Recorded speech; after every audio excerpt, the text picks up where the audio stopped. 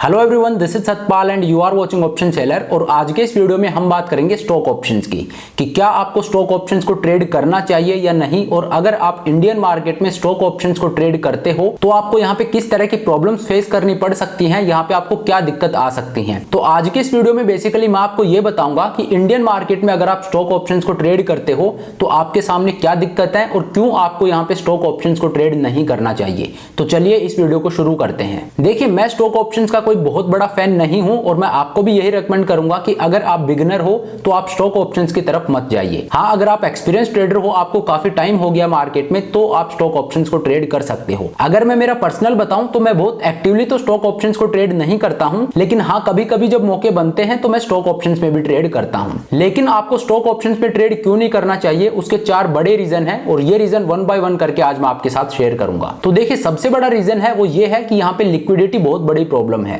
Stock options में अगर आप ट्रेड करते हो तो लिक्विडिटी है, ये बहुत बड़ी प्रॉब्लम है।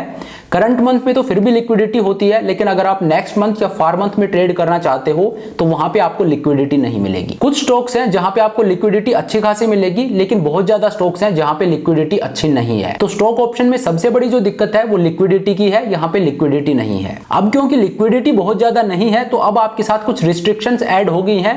अब आप हर एक स्ट्रेटजी को ओपनली ट्रेड नहीं कर सकते। जैसे मान लीजिए आप एक कैलेंडर स्प्रेड को ट्रेड करना चाहते हो, कोई स्टॉक ऑप्शन में आप कैलेंडर स्प्रेड को ट्रेड करना चाहते हो। अगर आप निफ्टी बैंक निफ्टी में करना चाहते हो वहां आप इजीली कर सकते हो, लेकिन अगर आप स्टॉक ऑप्शंस में ट्रेड करना चाहते हो तो वहां पे ये चीज आप नहीं कर पाओगे क्योंकि लिक्विडिटी नहीं है। कैलेंडर स्प्रेड में क्या होता है, हम करंट मंथ का ऑप्शन है उसको सेल करते हैं और सेम स्ट्राइक को हम बाय करते हैं नेक्स्ट मंथ में। तो स्टॉक ऑप्शंस में जब आप इस स्ट्रेटजी को ट्रेड करोगे तो करंट मंथ में ऑप्शन आप सेल कर पाओगे क्योंकि करंट मंथ में लिक्विडिटी होती है, लेकिन जब आप नेक्स्ट मंथ का ऑप्शन बाय करने जाओगे तो वहां पे आपको लिक्विडिटी ही नहीं मिलेगी। तो इस वजह से ये स्ट्रेटजी है, ये आप वहां पे ट्रेड नहीं कर सकते। तो ये मैंने बस आपको एक एग्जांपल दिया है कि यहाँ पे आपका यूनिवर्स है वो छोटा हो जाता है। आप हर एक स्ट्रेटजी को यहाँ पे ट्रेड नहीं कर सकते क्योंकि लिक्विडिटी बहुत बड़ी प्रॉब्लम है। तो सबसे बड़ी प्रॉब्लम जो आती है स्टॉक ऑप्शंस में वो है लिक्विडिटी की। अब बात करते हैं दूसरी प्रॉब्लम की। तो दूसरी प्रॉब्लम है high margin requirement. Stock options में मार्जिन रिक्वायरमेंट है वो कंपैरेटिवली ज्यादा होती है निफ्टी और बैंक निफ्टी से। अगर आप निफ्टी में एक ऑप्शन को सेल करते हो या बैंक निफ्टी में एक ऑप्शन को सेल करते हो तो यहाँ पे आपकी मार्जिन रिक्वायरमेंट है ये 80K से लेके और 1 लाख रुपीस तक होगी। लेकिन अगर आप स्टॉक्स में ट्रेड करते हो तो ये मार्जिन रिक्वायरमेंट इससे बहुत ज्यादा होगी।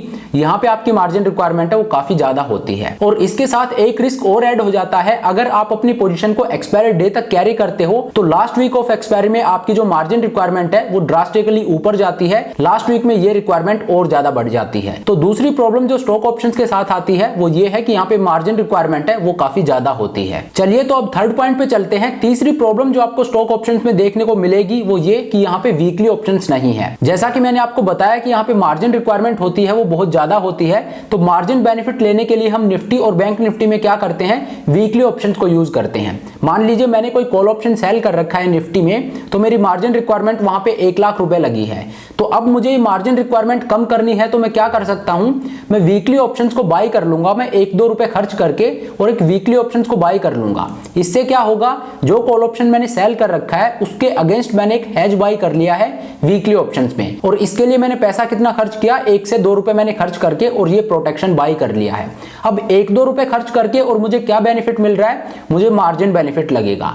जो मार्जिन रिक्वायरमेंट मेरी 1 लाख रुपए थी वो अब कम होकर 70,000 रुपीज हो जाएगी। तो मतलब निफ्टी और बैंक निफ्टी में आपके पास ये ऑप्शन होता है कि आप वीकली ऑप्शंस को यूज करके और अपनी मार्जिन रिक्वायरमेंट को कम कर सकते हो। लेकिन स्टॉक में जहां पे ऑलरेडी मार्जिन रिक्वायरमेंट है वो पहले से ही ज्यादा है और साथ में आप यहां पे मार्जिन बेनिफिट भी नहीं ले सकते क्योंकि वीकली ऑप्शंस यहां पे अवेलेबल है ही नहीं। अगर आप स्टॉक्स में ट्रेड करते हो तो यहां पे सिर्फ और सिर्फ मंथली ऑप्शंस अवेलेबल है, वीकली ऑप्शंस यहां पे नहीं है। इस वजह से आपकी मार्जिन रिक्वायरमेंट है जो ऑलरेडी हाई है उसको आप कम नहीं कर सकते जैसे आप निफ्टी और बैंक निफ्टी में कर सकते हो वीकली ऑप्शंस को यूज करके। तो स्टॉक ऑप्शंस में तीसरी दिक्कत यह है कि यहाँ पे वीकली ऑप्शंस नहीं होते हैं, यहाँ सिर्फ और सिर्फ मंथली ऑप्शंस होते हैं। तो चलिए अब फोर्थ पॉइंट पे चलते हैं और देखते हैं कि चौथी वो प्रॉब्लम कौन सी है जो आपको स्टॉक ऑप्शंस में फेस करनी पड़ती है। तो ये प्रॉब्लम है फिजिकल सेटलमेंट। जी हाँ, स्टॉक ऑप्शंस में फिजिकल सेटलमेंट होता है।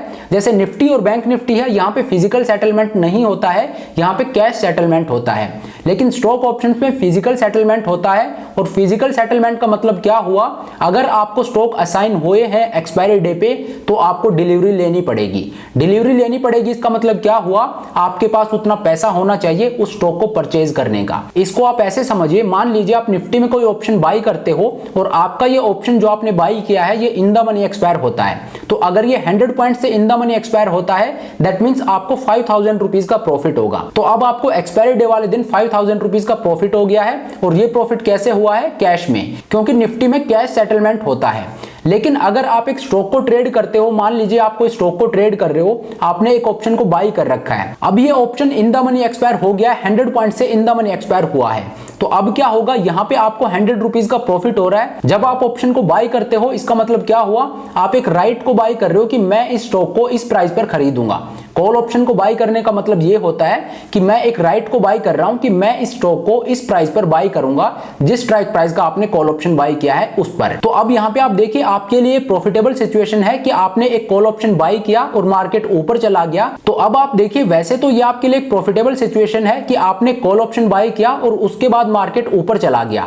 तो कॉल ऑप्शन बाई करते हैं और मार्केट ऊपर जाता है तो हमें प्रॉफिट होता है, तो यहां पे भी आपको प्रॉफिट हो रहा है। लेकिन क्योंकि यहां पे फिजिकल सेटलमेंट है तो यहां पे आपको पैसा नहीं दिया जाएगा, यहां पे आपको स्टॉक्स दिए जाएंगे। दैट मींस मार्केट 100 पॉइंट ऊपर चला गया है तो अब आपके पास मौका है कि आप उस स्टॉक को 100 रुपीज कम रेट पर खरीद सकते हो, लेकिन वो खरीदने के लिए आपके पास पैसा होना चाहिए, क्योंकि स्टॉक 100 रुपीज ऊपर चला गया। मान लीजिए आपने 500 का कॉल ऑप्शन बाई किया था और स्टॉक का प्राइस है 600 पे चला गया है, तो अब आपने 500 का कॉल ऑप्शन बाई किया था, तो इसका मतलब क्या हुआ कि करंट मार्केट में अगर ये स्टॉक आप खरीदने जाओगे तो करंट मार्केट में ट्रेड हो रहा है 600 रुपीज पर, लेकिन क्योंकि आपने कॉल ऑप्शन बाई किया था तो आप ये 500 रुपीज पर खरीद सकते हो। लेकिन 500 रुपीज पर भी खरीदने के लिए आपके पास पैसा होना चाहिए, और अगर आपके पास पैसा नहीं है तो आपको पेनल्टी लगेगी। तो जो सिचुएशन आपके लिए प्रॉफिटेबल है वहां पे भी आपको लॉस हो सकता है अगर आपके पास पैसा नहीं है तो स्टॉक ऑप्शन में फिजिकल सेटलमेंट होता है, यहां पे आपके पास पैसा हमेशा होना चाहिए। अगर आपके पास पैसा नहीं है डिलीवरी लेने के लिए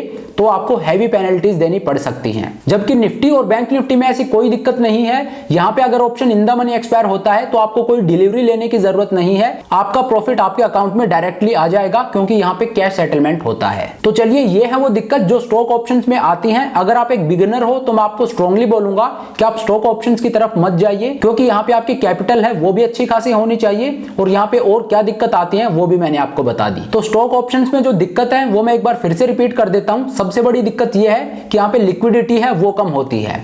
दूसरी दिक्कत है यहाँ पे हाई मार्जिन रिक्वायरमेंट होती है, आपकी जो मार्जिन रिक्वायरमेंट है वो काफी ज्यादा होती है। तीसरी दिक्कत यह है कि यहाँ पे वीकली ऑप्शंस नहीं होते हैं, और क्योंकि वीकली ऑप्शंस नहीं होते हैं तो आप अपनी मार्जिन रिक्वायरमेंट को कम भी नहीं कर सकते जिस तरह से हम निफ्टी और बैंक निफ्टी में कर सकते हैं वीकली ऑप्शंस को बाय करके। तो यहाँ पे आप वो नहीं कर सकते क्योंकि वीकली ऑप्शंस है वो यहाँ पे अवेलेबल ही नहीं है। और अगली प्रॉब्लम जो आपको स्टॉक ऑप्शंस में फेस करनी पड़ती है वो है फिजिकल सेटलमेंट की।